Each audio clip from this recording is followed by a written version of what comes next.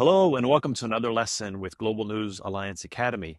I'm your host, Sam Ebersole, Director of Training for GNA, and our topic today is News IQ.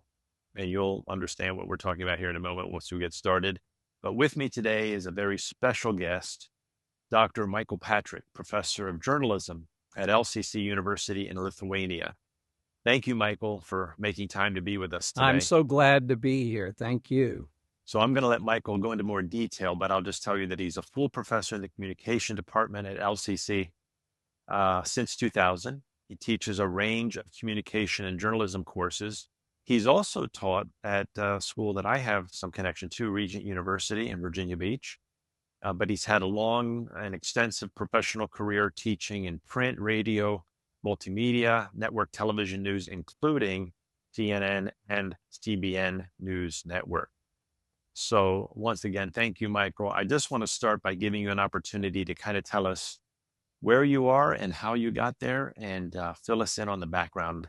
Let me just start with the punchline at the end is that basically there's a little Jacob in Jesus when he tells you to do something. You know, you'd think you would, oh, well, I'm not going to argue with God. Well, talk to many of the characters that in Scripture, and you found they did all the time. And but he was very good about moving you in the direction he wanted to go. Long story short, God got me over there, got me introduced to the students. And these are people from 60 countries speaking multiple languages. And I really fell in love with the students and teaching there and with LCC International, and ended up changing directions dramatically and coming to work. That's 4 years ago. So that kind of sometimes, you know, just because you're wandering around in the brush doesn't mean you're lost. God knows exactly where you are, and he knows how to move you in the direction that he'd like you to go. Well, I'm so glad that you were willing to go out on a limb, so to speak, or to go to the frontier and continue to promote your craft of journalism and with an entirely different group of students than you probably ever imagined you'd be in front of. So thank you for doing that. I mentioned at the beginning, I'm calling this News IQ because of your extensive background in journalism from a variety of perspectives, but at the top of the network level in the United States.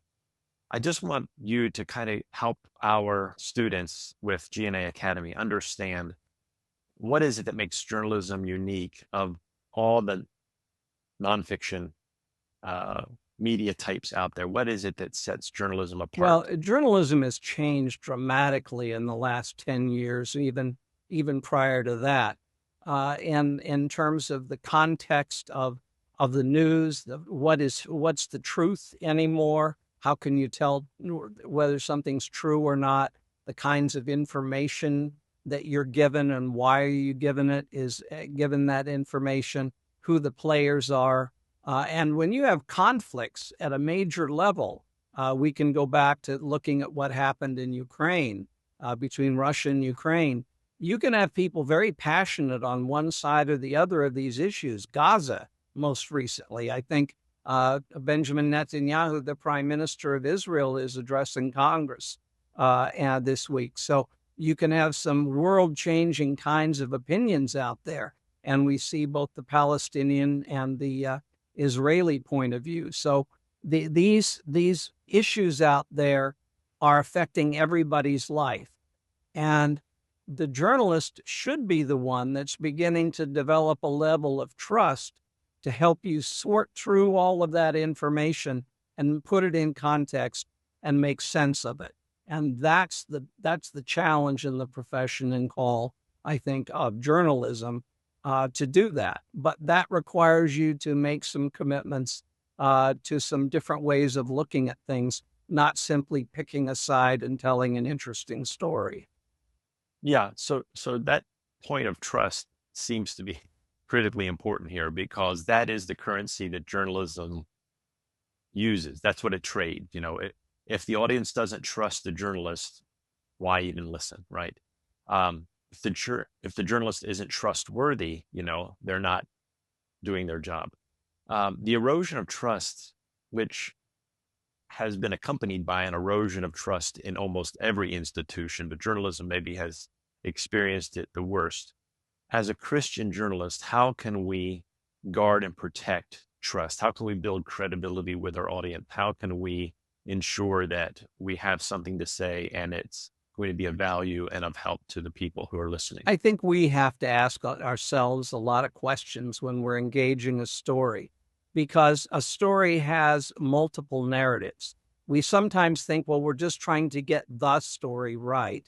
And actually, what you're doing is you're working with multiple stories, multiple perspectives, and sorting through the narratives. And once you understand, in the old phrase, where they are coming from, you understand their values of your sources, you understand their worldview, and all of that begins to make sense to you. Then you can then you can begin to ask questions that they're not even asking themselves about what they think, what they assume. You can begin to ask questions and see how all these narratives, these stories fit together, and where might be some reliable truth in the midst of it. Even if it's like, like seeing through a glass darkly, you may not fully grasp the truth of the situation, but based on the information and the time and the context and the people, you can begin to put it together in a way that makes a little more sense. Then people can learn to rely on you. But these days, with the whole the whole question that was asked a long time ago, what is truth? We are having a difficult time discerning lies and truth. Nobody knows what to trust anymore. Nobody knows what to believe anymore. I think one of the saddest cases has been the medical profession, because they were outright lying about COVID. Many of the people throughout the architecture of the medical profession were deliberately lying or adhering to something they knew was not true. And now people don't know what to believe. And they actually believed that they were lying for a good reason. That they thought that we couldn't handle the truth in some cases, and were lying to us because they thought it was important for public health at large. These issues all break out in interesting ways, but I start with my students starting with them learning how to identify who they are, what groups or affiliations do they have. And I have my students start by saying, what about the other guy's argument actually makes sense, actually may be true, and where maybe some of your arguments are weaker? What are you saying out there to defend your position that may not be entirely founded in fact, but founded in your outlook? And you have reasons for upholding it, certainly, but getting them to be able to identify all of the narratives that are involved in their discussion. And once you become a journalist, you realize you become committed to getting the most truth out of the situation and beginning to put it together in a way that actually helps people navigate. Yeah. I mean, so important. You're talking about, as a journalist, getting different perspectives and trying to understand where they're coming from and understand their point of view. But we want to be careful, of course, we don't fall into that false balance or both sidesism where we're equating necessarily both perspectives. And we also have to understand that as journalists, people are going to want to convince us of their position and get us to promote their view over the other alternative perspective. They're going to want to try to manipulate us, at times as a journalist. Can you recall an instance where you felt like someone was trying to manipulate you into taking a particular position on a story that you were reporting on? It happens all the time. That's pretty much a regular expectation. I tell journalists, you don't have to believe or agree with someone and their position that they're talking to you about. You simply have to acknowledge that you're listening and you understand. That's as far as you should be going as a journalist. You start faking it like, oh yeah, I agree. That's one of the biggest mistakes that you'll make as a young journalist, because you'll paint yourself into the corner and find yourself you were agreeing with things you wish you hadn't when you find out more information about what's happening. Uh, you can be, that's why but if you handle it, I think ethically, you can be talking to a member of Hamas, and then you can be talking to an Israeli family member who lost a loved one, and talk to both of them, and both of them find not that you're their fan, but that you are someone who listened, who cared, and who asked good questions. And they become better off in the process of interviewing. It's not just simply a game you play. It's a process of interacting in a way that they sense something from you that it's very unusual for them to experience. Most people just want a quote and they're out the door. Uh, but if people feel they can actually talk to you and you're actually listening, not necessarily agreeing, that for them, and that's often a rare experience. And we could never say this or admit this at BBC or CNN or New York Times, but as Christian journalists, I mean, we have to also invite and ask for revelation of God's Spirit to help us understand what's actually true in a given situation as well, which is, I don't want to say that guarantees that we're going to get it right, but it should be something that we, with humility, invite and ask God for as we do Yeah, our work. as we sharpen our listening skills, we develop character, we develop compassion. We can begin to work with any number of people and in any number of situations, avoid being manipulated, but at the same time being able to ask the right questions and begin to discern the right answers. Uh, uh, by right answers, I mean the one that's most revealing about their situation. So, and that becomes kind of the groundwork rather than rushing in and believing, well, I know what's the truth on this situation, and then looking to cherry pick the points of view to match your outlook, which is, I think, an early mistake that journalists can make. As you run to think you understand this issue, you've read a lot about it, Mhm. so maybe you've experienced it. So now you're just really cherry picking opinions to fill out your piece. And that, in my mind, is a mistake that'll eventually come back to burn you. Let me get your perspective on this line that we have to be careful we don't cross, that is between promotion and news. So, as a Christian journalist, we're reporting on what is going on in the church, in God's body of believers around the world. We might be covering, for instance, a natural disaster somewhere, and there might be a Christian aid organization there on the ground providing support.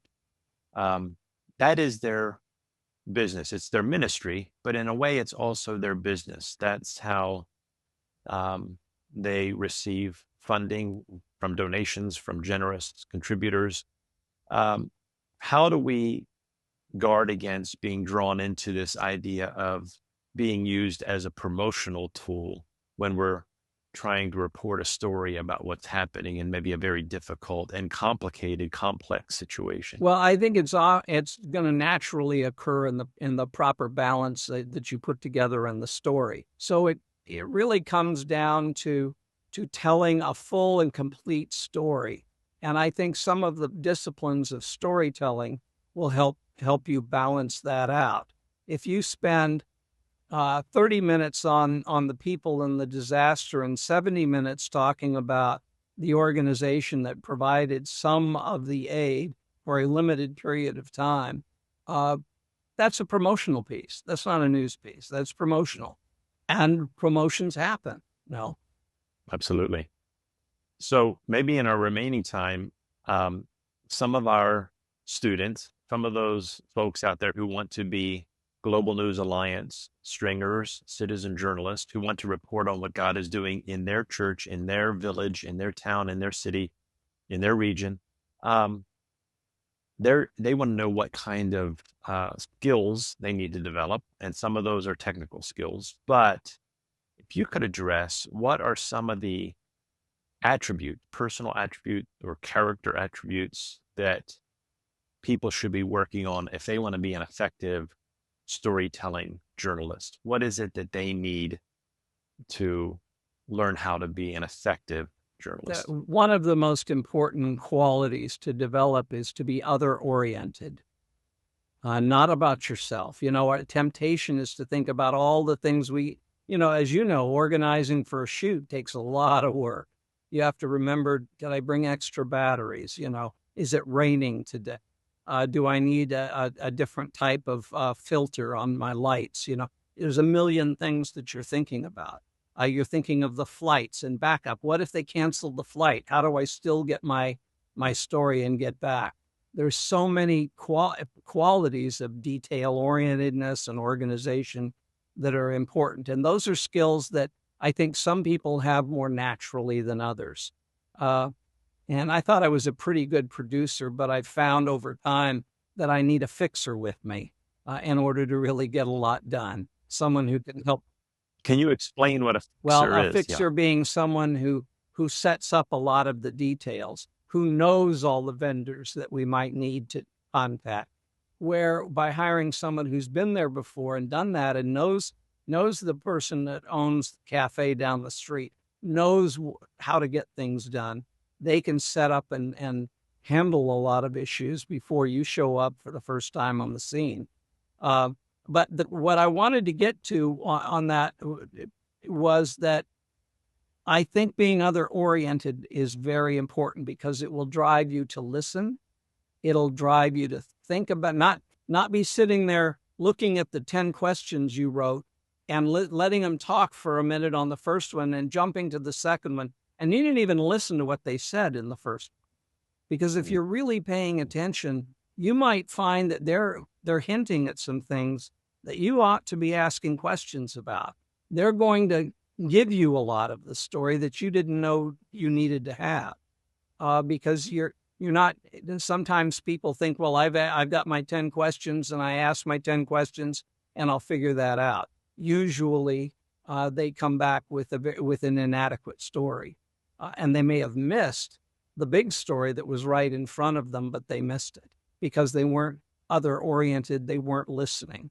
They weren't developing working with that story in a relationship to tell a full story and a human story and to put a human face internationally. The number one rule in that I would say practically explains that is put a human face on your story. Don't give me information. Give me a life. Give me a story. Tell me about people. I was working in Lebanon and in a war zone period of war in Lebanon, and we went to visit some people. And there was a little girl outside who was playing, but she was playing in certain areas so she could hide behind these giant dumpsters so she wouldn't be killed by a sniper who was shooting the building that they were actually living in. Not just one, but many. And she came out and she had a little white dress on. It was like her 10th, 11th, 12th birthday. And they were having a birthday party and they made a little cake. But what they did is they brought me out the first slice of their tiny cake. And I could no more eat that than fly to the moon, because suddenly I was realizing just the heart of these people. And this was a real example that's transferable across culture. That if you're in the United States, you understand a birthday. You understand some of the experiences in your story and how other people can relate to it. Foreign international stories can be very difficult. So that's why I think you have to be especially other-oriented. You need to pay attention, look for the story. It may not be the story you thought you were going to cover. It may be something even better. So as a journalist, you have to have tough enough skin that you don't become a victim of the story that you're reporting. On the other hand, you have to have compassion for the people that you're covering. And you have to allow that kind of emotional connection with the people that you're covering. But how do you deal with that and still retain enough distance that you can be fair and I objective? asked another journalist by the name of Christiane Amanpour the same kind of question. She was a woman who covered more slaughters and dead bodies and and human conflict than anyone I knew at the time. And so there's a certain amount of toughness you have to develop in order to go in, get that story, and get out. And I tend to fall in much more of a tough personality to deal with. And to talk to anybody that at Regents, they'll tell you that, or at CBN News, they'll tell you that I was not always a very likable person. But what she did is one day she came across a sniper had shot a kid off a bicycle. And the kid was already gone to the hospital or dead, or but wasn't there by the time she arrived. There was just the bike laying in a puddle of rainwater with blood that was swirling.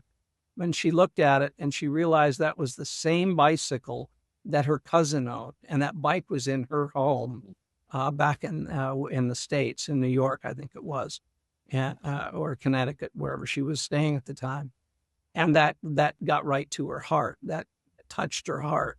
And so I think you realize that you have to be someone who can be thick-skinned enough not to take things personally. You know, somebody points a gun at you, you can't go to war. You have to know how you're going to handle yourself in those conflict situations. And I can tell many of those stories about people I've worked with that have gone through far scarier things than I ever saw.